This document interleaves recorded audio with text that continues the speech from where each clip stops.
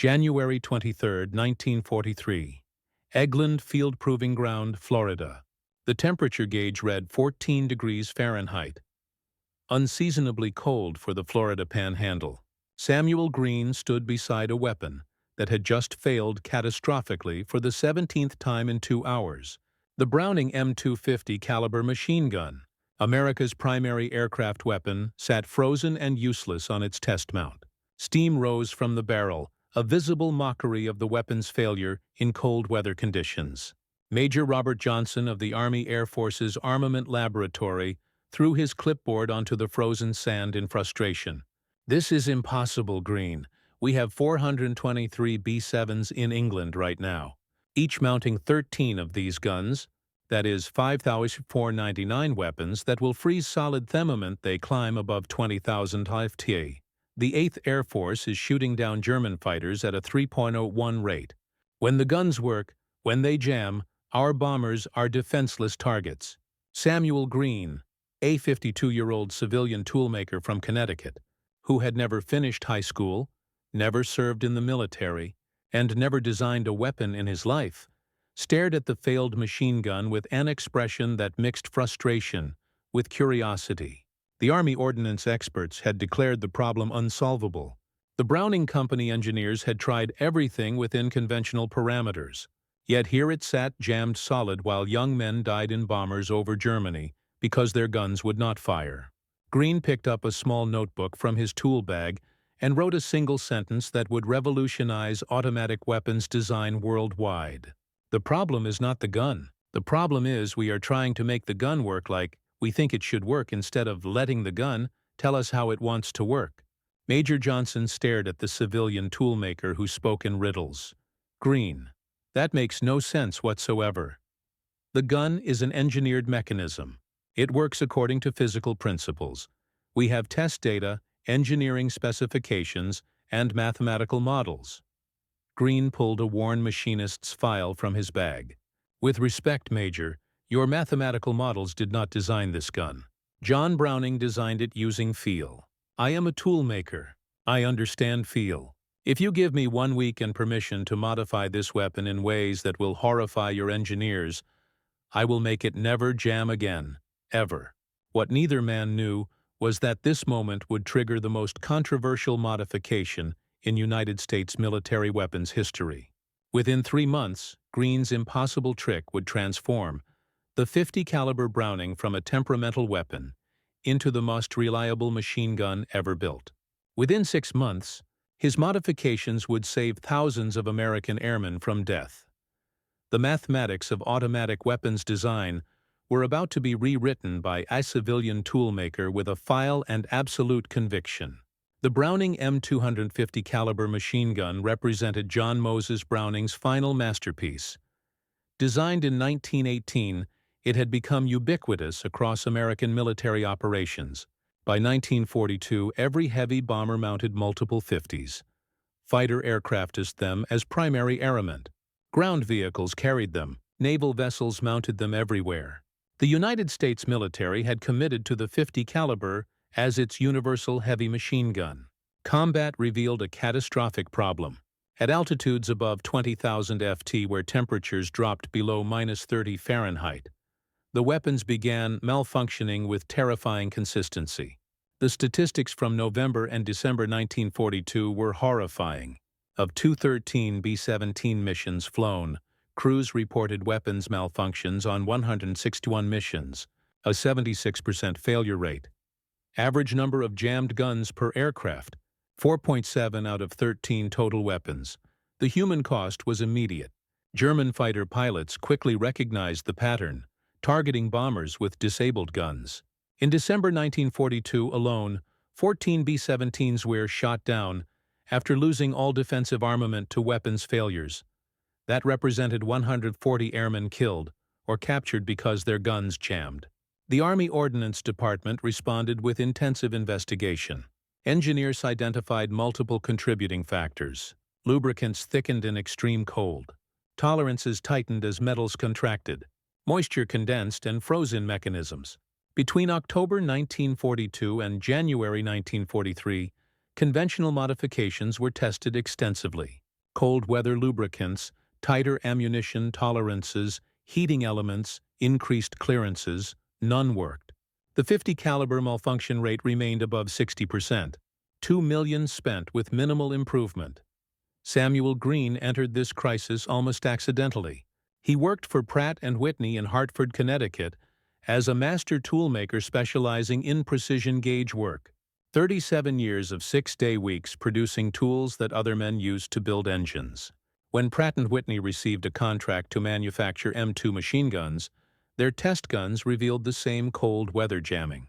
The plant manager, desperate for solutions, offered a $1,000 bonus to anyone who could solve the problem. Has stated that every engineer who has examined this weapon says the design is perfect.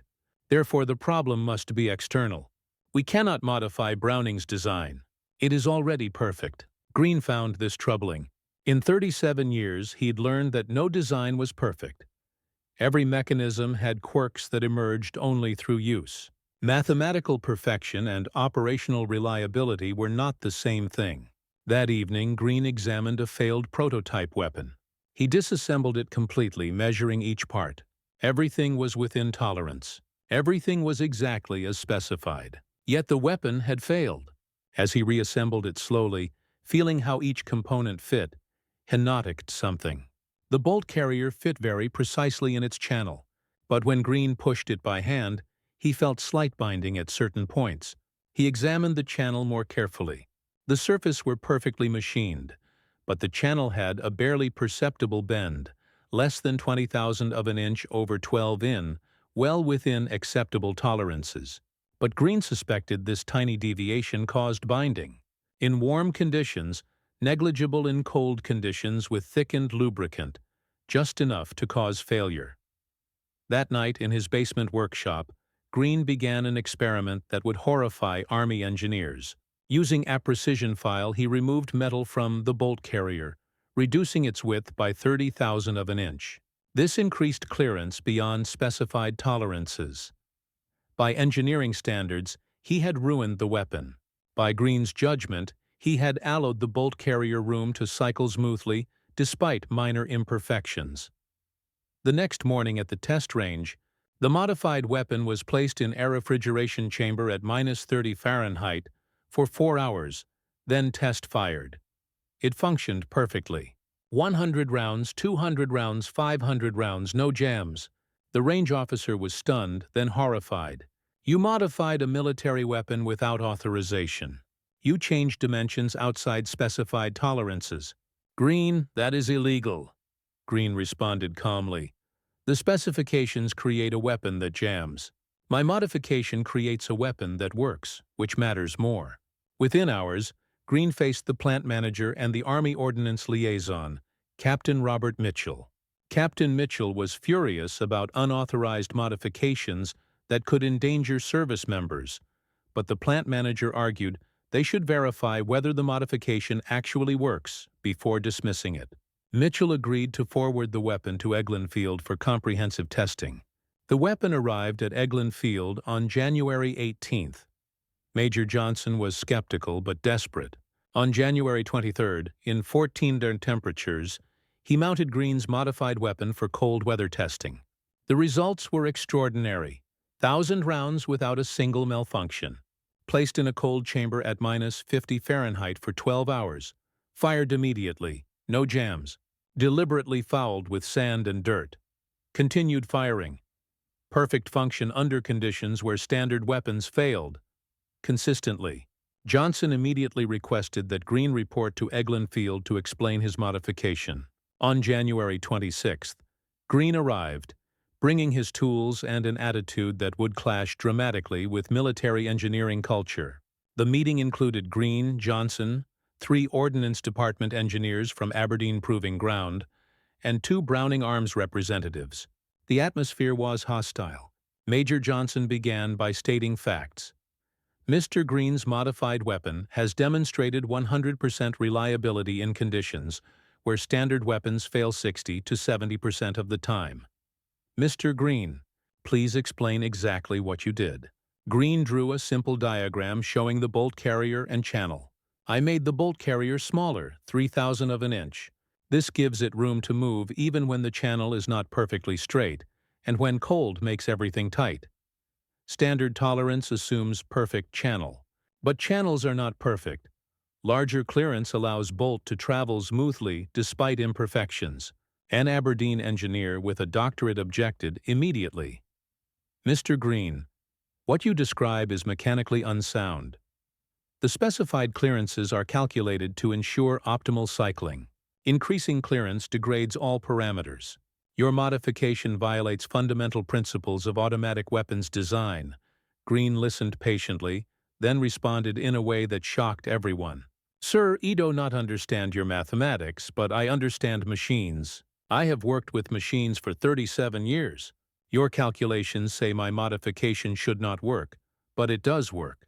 Perhaps your calculations are wrong." The room erupted. The argument continued until Major Johnson intervened. "This debate is irrelevant. We have a crisis killing American airmen. Mr. Green has produced a solution. Our job is determining if it can be implemented across all M2 weapons. I am ordering comprehensive testing. If you're finding this story as compelling as I am telling it, make sure to hit that subscribe button right now. Stories about the civilians who changed warfare are what this channel is all about. Don't miss the next one. The comprehensive testing program began February 1st. 20 M2 weapons from 3 manufacturers were modified by Green personally. Each underwent extensive testing, standard firing, cold chamber testing at -50 Fahrenheit, sustained fire of 5,000 rounds, deliberate fouling, high-altitude chamber testing, simulating 30,000 AWEFT. The results were consistent. Across all 20 weapons, malfunction rate in cold conditions, 0.8% standard. Unmodified weapons showed 68%. Grumman's modification reduced cold weather malfunctions by 99%. But implementing this across the military inventory presented enormous challenges.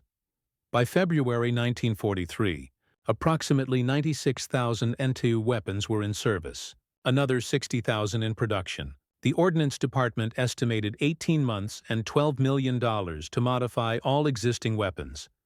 General Leslie McNair and General Henry Arnold both pressed for immediate implementation, but the Ordnance Department insisted on additional testing. The bureaucratic battle was resolved when Lieutenant General William Coonan, Director of War Production, visited Eglin Field personally. After watching modified weapons fire flawlessly, Coonan asked Green 2 simple questions. Can this modification be performed quickly by trained armorers on weapons already in service? And can production lines incorporate this without slowing production? Green answered yes to both. Takes about 45 minutes per weapon. Production lines just machine to different dimension. No new equipment needed. Cudson made a decision on the spot. Immediate implementation across all services.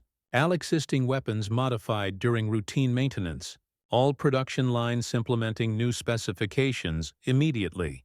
The modification would be designated Modification 743 but became known as Green's Fix. The implementation revealed American industrial capacity at its peak. Within 1 week, detailed instructions distributed to every armory. Within 2 weeks, production lines incorporated new specifications. Within 1 month, mobile modification teams operating at air bases across the United States and England. Within 3 months, over 40,000 weapons modified. Within 6 months, all 96,000 existing weapons carried Green's modification. The combat impact was immediate. In March 1943, before modification, 8th Air Force bombers reported weapons malfunctions on 57% of missions. In April, with 30% modified, malfunction rates dropped to 38%. By June, with nearly all modified malfunction rates stabilized at under 4%, Green's modification reduced weapons failures by 94%. More significantly, bomber loss rates attributable to disabled armament dropped precipitously. In the first quarter of 1943, 14 B-7s were confirmed, lost after total weapons failure. In the second quarter, after modification, only 2. The modification was directly saving bomber crews. German Luftwaffe pilots noticed the change. Intelligence reports from captured pilots show they recognized American bombers' defensive fire had become more reliable. One June report stated that American gunners now maintain consistent fire throughout engagement. Previous pattern of weapons failures no longer observed. Attacking American bombers now significantly more dangerous. Ground forces experienced similar improvements. Tank commanders reported vehicle-mounted 50s now functioned reliably. Infantry heavy weapons platoon found their 50s required less maintenance. The Pacific Theater saw improvements in high humidity and saltwater conditions. Navy vessels reported fewer jams during anti-aircraft engagements critical against kamikaze attacks. One particularly dramatic example occurred November 2, 1943. Captain Robert Johnson of the 56th Fighter Group flying a modified P-47 was hit by cannon fire. His aircraft took 21 cannon strikes and over 100 machine gun hits. His guns continued firing throughout. Army engineers later concluded that without Green's modification, ensuring weapon reliability, Johnson likely would have died. Instead, he survived to become one of America's leading aces with 27 victories. The technical legacy extended beyond the M2. The principle of operational tolerance influenced all subsequent automatic weapons design.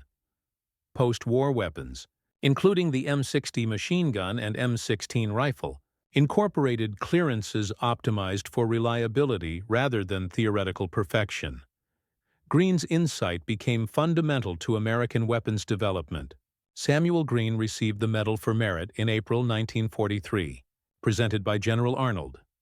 The citation read, "For extraordinary achievement in weapons development, specifically for creating a modification to the Browning M2 machine gun that dramatically enhanced reliability and saved numerous American lives in combat." But Green remained uncomfortable with recognition. He attended the ceremony because Arnold personally requested. He accepted the medal with a brief thank you, declined interviews, and returned to Hartford and his work at Pratt Whitney. Colleagues reported Green displayed the medal once, then stored it in his desk drawer where it remained until his retirement in 1951. Green received hundreds of letters from servicemen whose lives were saved by reliable weapons. He kept every letter in a wooden box in his basement. Staff Sergeant Michael Chen, a waist gunner Ona B-7, wrote in July 1943, "Mr. Green, our plane was attacked by 6 German fighters last week. All 13 guns fired perfectly. We shot down 2 fighters and damaged 3 more. Before your modification, at least half our guns would have jammed. We would probably be dead now. Because of you, we came home. Thank you for giving us guns we can trust." Before we get to the incredible conclusion, I need to ask you something important. If you're enjoying this deep dive into history, hit that subscribe button and turn on notifications. Your support helps us keep bringing these stories to you. The post-war military analysis revealed that the Ordnance Department had spent over 2,005 months pursuing conventional solutions that failed. Green achieved success in 1 week with simple tools. A 1946 War Department study concluded this delay cost an estimated 64 bomber aircraft and 640 airmen, plus uncounted ground casualties. The study recommended that military development incorporate mechanisms for evaluating unconventional solutions from non-traditional sources. Green worked at Pratt Whitney until retirement in 1956. During those 13 post-war years, he solved dozens of manufacturing problems and trained younger toolmakers. He rarely mentioned his Medal for Merit. When asked, he typically responded, "I fixed a gun that wasn't working right. That was my job." Fixing things is what toolmakers do. Green died in 1971 at age 80. His obituary was brief, mentioning his career and Medal for Merit. It did not mention that his modification had been incorporated into over 500,000 M2 machine guns. It did not note that his operational tolerance principle influenced every American automatic weapon designed since. Green would have preferred it that way. The M250 caliber machine gun remains in frontline service today. As of 2024, the weapon serves with United States forces and over 100 allied nations. Modern M2s still incorporate clearances derived from Green's original modification. The weapon has been in continuous production since 1921. the longest-serving machine gun in American military history. Its legendary reliability traces directly to Green's work. Total M2 production exceeds 3 million weapons. Approximately 0.1 million incorporated Green's modification. Everyone benefited from the insight of a civilian toolmaker who understood that machines speak to those who listen. From World War II through Korea, Vietnam, Iraq, Afghanistan, and continuing today, American service members have depended on 50 caliber weapons that work because Samuel Green filed a bolt carrier in his basement workshop. The modification technique became standard training for military armorers. The procedure Green developed is taught at every United States military armorer school. The emphasis on functional testing over dimensional measurement that Green championed became doctrine across military maintenance operations. The broader lesson concerns institutional openness to unconventional solutions. The Army initially resisted because it came from an uncredentialed civilian who violated specifications.